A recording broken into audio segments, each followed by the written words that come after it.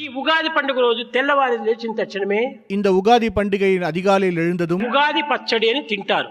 உகாதி பச்சடி என்ற சட்னியை உண்பீர்கள். ఏమిటి ఈ చట్నీ? இந்த சட்னியாவது என்ன?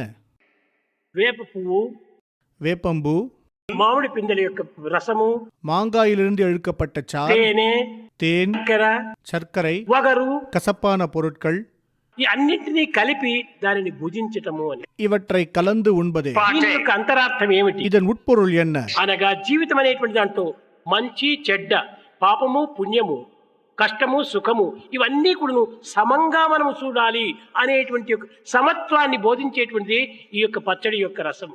வாழ்க்கையில் நன்மை தீமைகளை, பாவ புண்ணியங்களை, கஷ்ட சுகங்களை எல்லாவற்றையும் நாம் சமமாக ஏற்றுக்கொள்ள வேண்டும் என்ற சமத்துவத்தை போதிப்பதே இந்த சட்னியின் அர்த்தமாகும். అన్నింటినీ సమంగా తీసుకోవాలి. அனைத்தையும் சமமாக எடுத்துக்கொள்ள ఈ வேண்டும். సంవత్సరం ప్రారంభం లోపలే నాకు ఏదొచ్చినా సరే నేను సమంగా ఉంటాను అనేటువంటి రీతిగా ఆ ప్రసాదాన్ని మనం భుజించాలి. இந்த ஆண்டின் தொடக்கத்திலேயே இந்த ஆண்டில் எது நடந்தாலும் కానీ அதனை ఆ ప్రసాదం తినేసప్పుడు కూడా నువ్వు సంతృప్తిగా తినాలి. இந்த பிரசாதத்தை மிகவும் மனநிறைவுடன் உண்ண ఆ வேண்டும். ప్రసాదం తినే సమయంలో ఇదో చేదుగా ఉంటుండాలి, దాన్ని తిట్టుకుంటూ ఈ యొక్క సంవత్సరం రాజు ఇలాంటి ప్రసాదమా తినవలసిందని దాన్ని నిందిస్తూ తింటే నీకు మరీ నిందలే ప్రాప్తి అవుతాయి.